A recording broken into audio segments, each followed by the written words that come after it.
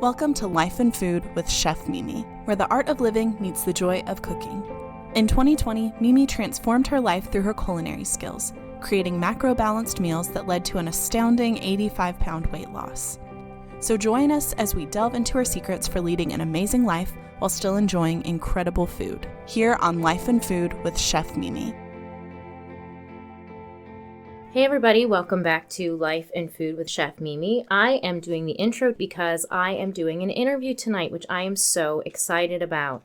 I talked a lot in my last 3 podcasts about my health and fitness journey and how I really started finally seeing success when I joined the Intentionally Fit community and I learned about macros.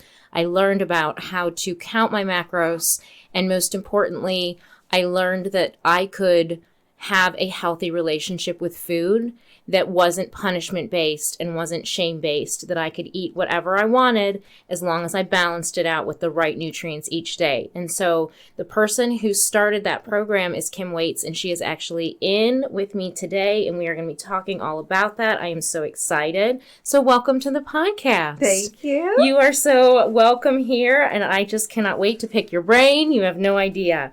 So I want to just jump right into the questions because I want to start hearing your train of thought and just how this all came about. So what inspired this whole program and how did that come about for you? Like what happened that kicked this off?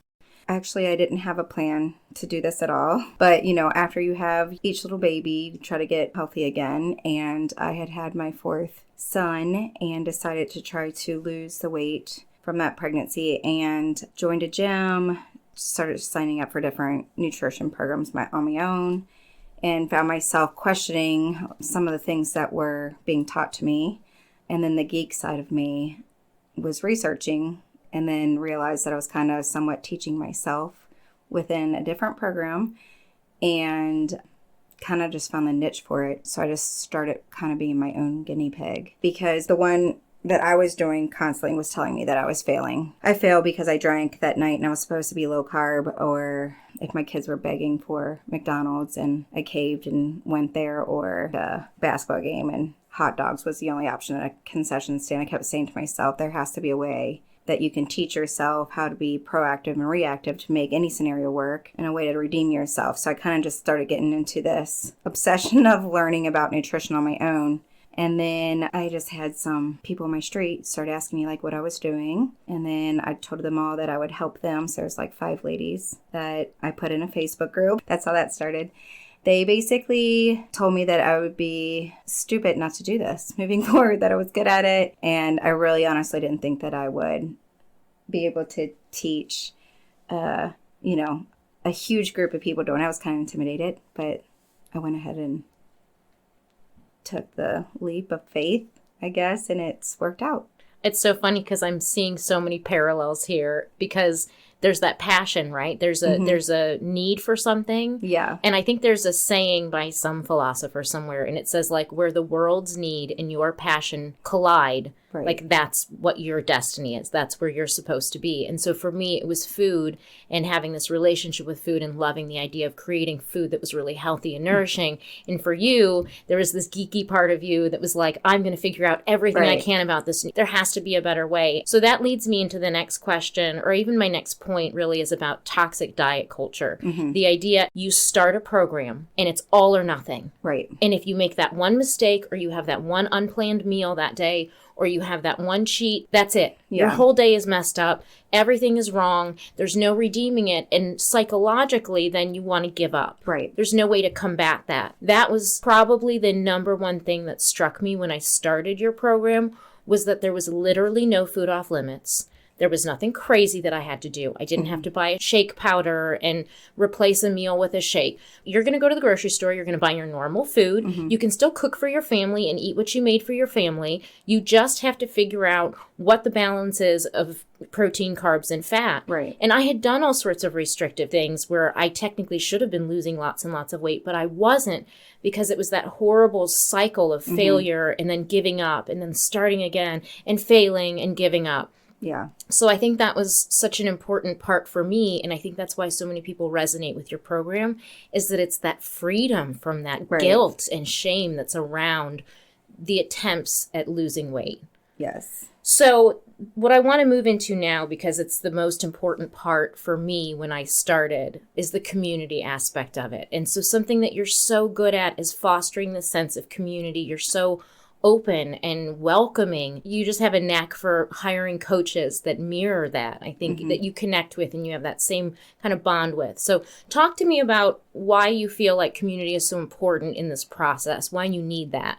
I don't know. I've always been a part of a team myself. Like I played soccer from the time I was 4 all the way up to playing professionally for the Cincinnati Ladyhawks. So I honestly have been on some kind of team almost all of my childhood going into my adulthood. I always did it better with people. I used to teach Bible studies and stuff like that. And the one consistent thing that people said over and over again was, I don't have that support, that circle of friends, the connections with others, no matter what the Bible study was about. That would always surface to the front from somebody in every group that I did. So I sat there and said, I have the network. I just need to find the means to connect people. And with this all being online, it's weird because you feel like you know everybody, but you don't. They're all strangers. Right. And you only know their circle profile picture. Right. And if they change it, you will not identify them in public. Right. Yes.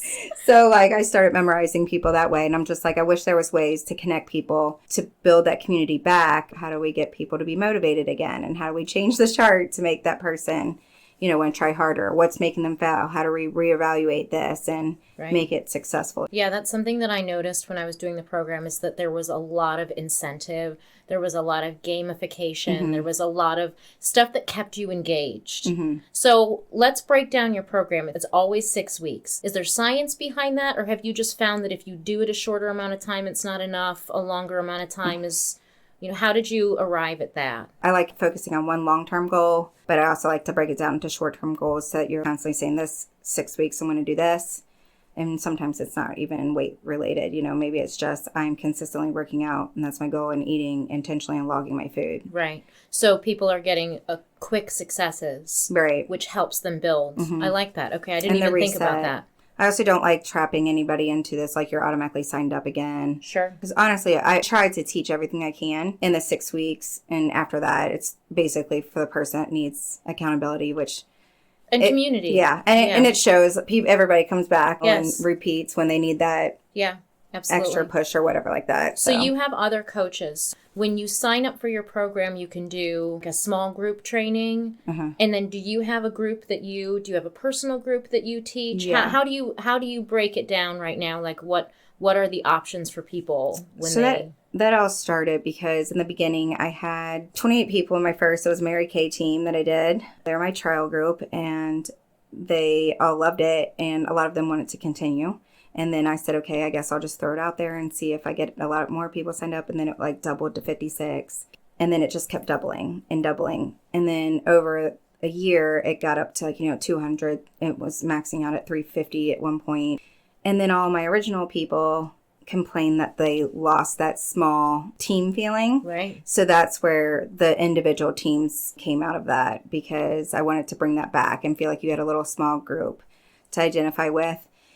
And then it's kind of just different ideas have rippled from that. With going to the plus level, I realized that there was a lot more people who wanted to weigh in and have that accountability. So I'm like, okay, well, this is different from the person that's just wants to learn, but they don't need all of that. So I've kind of designed all that stuff along the way. So you have a basic level for people who just want the accountability, they want the community, and then you've got the plus level, which is with the personal coaches. Yes. So that's one-on-one, there's a check-in, you weigh in, you do measurements, you take photos, and the photos are so important. Yeah. I cannot stress this enough. And I'm so glad I have them to look back on. So that you do your photos, you do your measurements, you have the one-on-one training, and you're in a smaller group.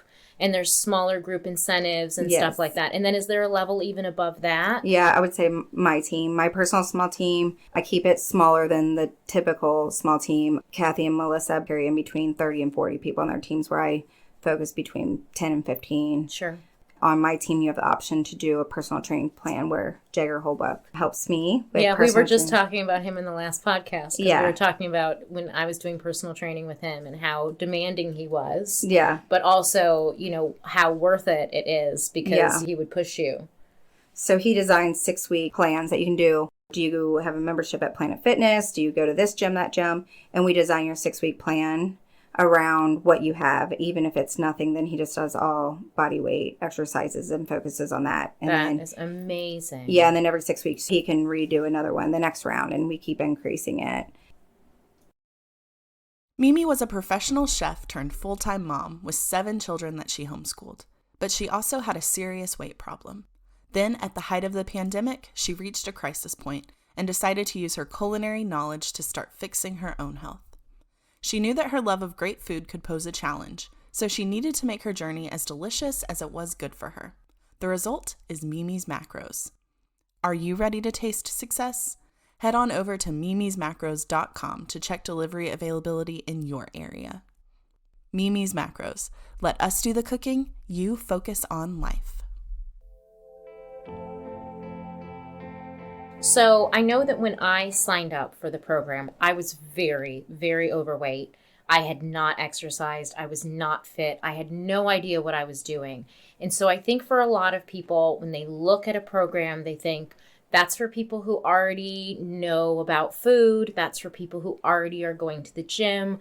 I have mobility issues, or I have insulin resistance, or I am diabetic, or I'm pregnant, or, maybe this won't work for me, or. Mm-hmm. So can you talk about how you tailor things for people that might have those issues?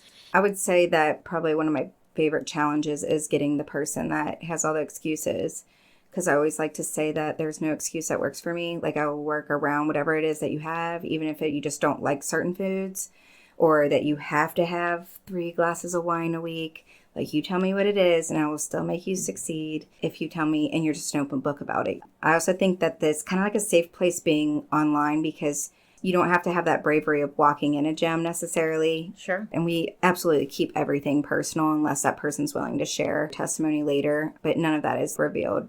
We always just focus on how much you have lost. And then with medical conditions, I can filter out all these clients that all had this diagnosis, and this is what we did and what their results were, and I kind of tweak as I go. If you have PCOS, you have to have higher protein. It's like, absolutely, it's just no ifs, ands around that. Right. Sometimes it's not even like less or more of a certain macro. It's about spreading it out. People learning that you can't have all your carbs at dinner, because sometimes people will be like, I'll fast through breakfast, save all my macros for lunch and dinner, but because of their health conditions, they have to actually learn that you need to divide all your stuff up by 5 and eat it that way. Interesting, but that would make sense, especially if you have blood sugar issues, that the fasting and spiking would work against you. Right, yeah. I feel like I know a lot now because, I'm sort of in the field. Right. Never would have thought that I would be here, but I do as I'm planning out meals, and, I think about the balance of, this is a great meal for a low carb night. This is a great meal for a little extra carbs left over. This is a great pre-workout snack.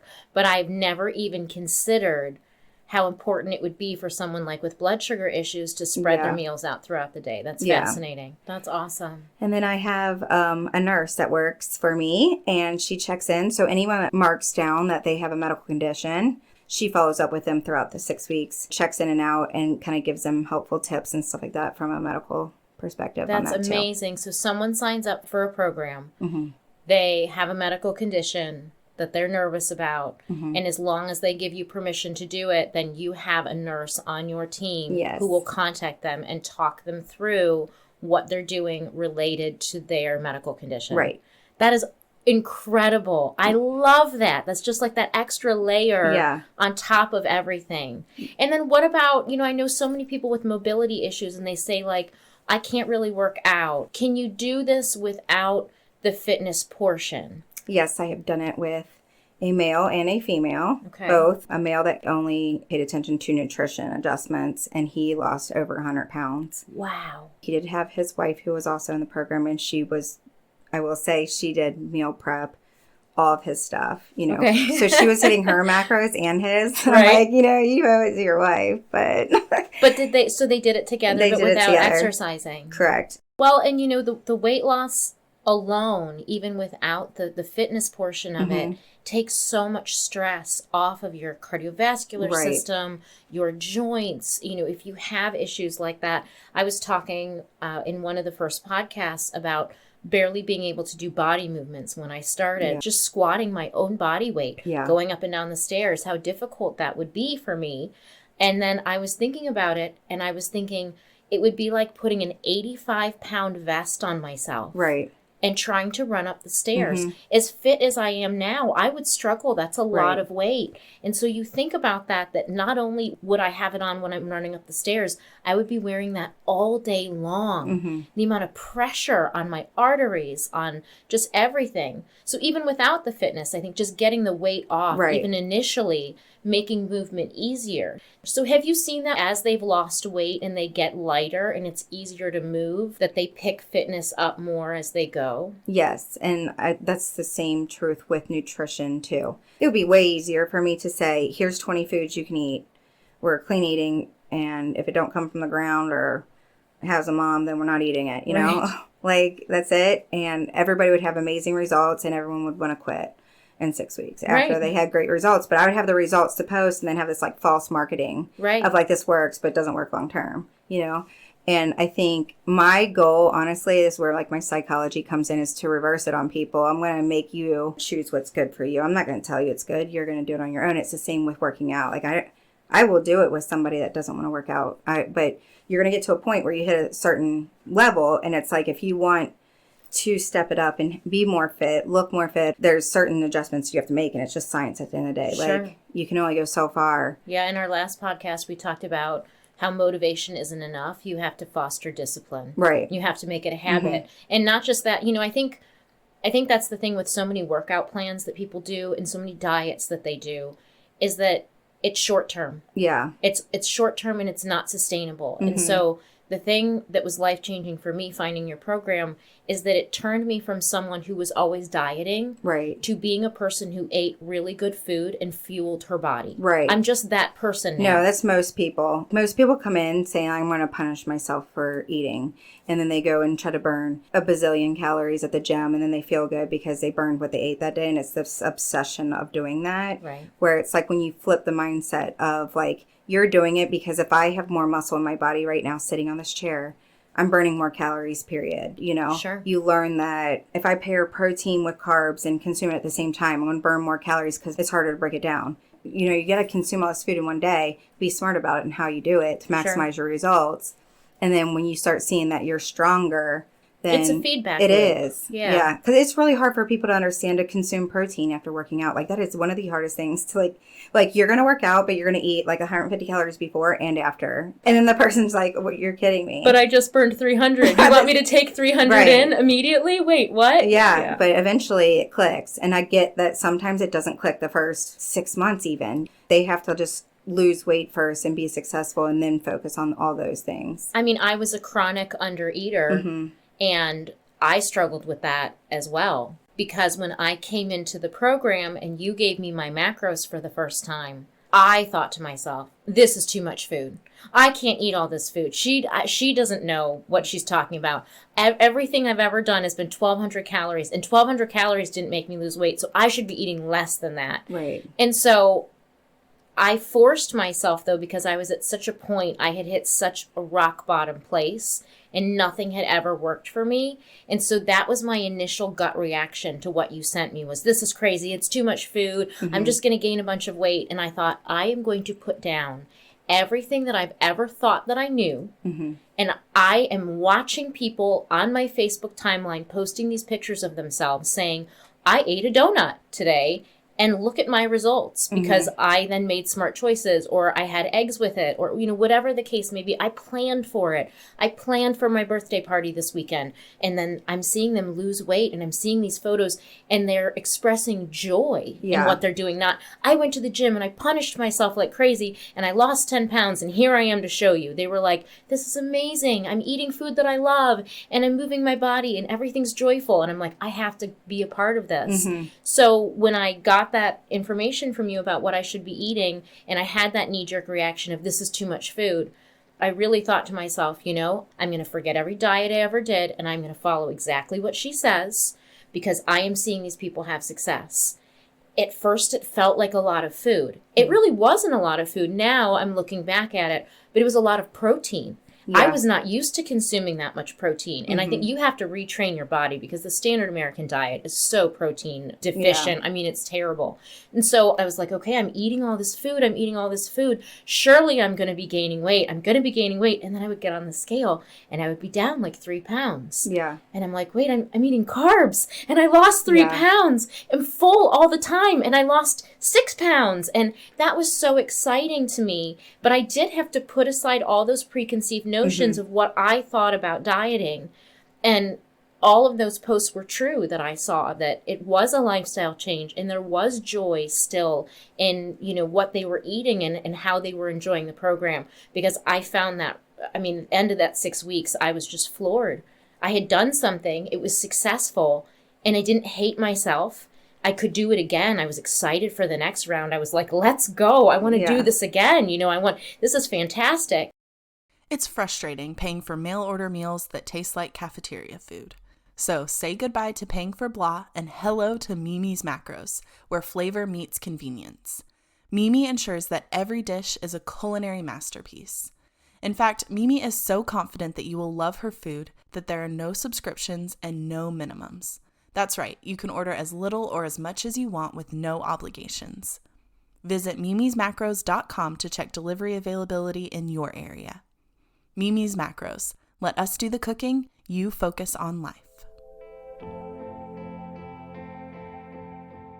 You dump so much knowledge in your groups. I mean, you are like, let me tell you about the science of everything. I mean, you just start dumping knowledge like crazy.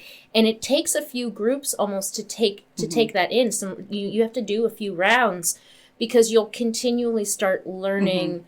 There's only so much you can take in at once. And you're so knowledgeable that, I mean, there were still things that were coming up for me 6 months later that I think I would even come to you or come to a coach and say, hey, if I eat this at this point and then I eat this, and I remember, you know, trying to work out when I started really working out and lifting heavy, coming to you about how do I work my exercise calories back in if I'm burning this much these days and this much these days, and you had an immediate solution. Okay, you're going to average this here and you're going to add it back in here because it's really what your numbers are at the end of the week, not day to day, you know. And so I love stuff like that because I got to put down all my preconceived notions and just let someone teach me. And then it worked. And then I got to build on that. And I had that, you know, that success every 6 weeks of hitting these goals. And it gave me so much self-confidence, you know, and kind of kept me going, which was great. And then you also have helped me through breastfeeding, giving me macros during breastfeeding and different things like that in pregnancy, you know, so you've sort of been with me through the whole, you know, process of like all the weird things that come up, you know, in your life. Now, you've talked about some success stories that you've had, and I've personally seen a ton of success stories. I mean, I've been in groups with people, and I see people that you kicked off an entire lifestyle change for them, and I'm one of those people, which I love. And we've talked about the community, and we've talked about sort of why it came about. So do you stay informed in the latest developments in nutrition and wellness? Do you look at certain types of diets that come out and like think, should I incorporate some of this? Or do you feel like yours is kind of... So I like to teach people to look at it as like a toolbox. You know, you can learn what low carb is or what carb cycling is. It's confusing at first, you know, as a new client, because you see all these old clients saying, I'm low carb today. And you're like, what is she talking about? Right. But you learn to trust the process and learn it all along the way. This is not something where you just sign up for one round and you say, oh, okay, got the knowledge, I'm good, because there is so much of it and there are so many tools and you use them so many different ways. It kind of takes going through multiple cycles of it, and even seeing people who are seasoned clients, that was inspiring for me, seeing people that it was their third year, fourth year with you, and were maintaining and had been maintaining or continuing still to lose, you know, like, I mean, just amazing to see that longevity and be like, man, I can do it that long too. Like, if these people are still in here and they're still eating delicious food and like loving this group, I can do that too, you know? So I do think it's important to go for longer than that one, you know, 6 week cycle, because you do start to learn all of the different tools that you have available. And then we talked about support, talk about accountability, because I feel like that's something that's missing for a lot of people. And Yeah. I feel like there's a level of tough love that can come about when you really start hitting some walls, or you start like backsliding or deciding you know better. Right. And that's why I love the small groups, because you have that one-on-one check-in, and no one has ever been mean to me or anything, but there is a certain level of, hey, are you doing this for yourself or not? You know, Right. like, so talk to me about accountability. Like, where does that come in, and how is that important? I would say accountability is probably what most people need out of everything, is the accountability and the motivation. Help with both of those. Sure. I think that's why people want to continue doing it over and over again, is that piece of weighing in each week and trying to make the top of the chart on your team or any of those kind of things. And just someone being aware and paying attention to like what you're doing, or when you're complaining and saying it doesn't work, that person can come behind you and say, well, show me your last 7 days. We're going to average it out and I'll show you, where you're going wrong. And more recently on my team, I have been making them weigh in. We copy and paste our weights from every week. And in parentheses next to each week, you will put a little blurb of what you did.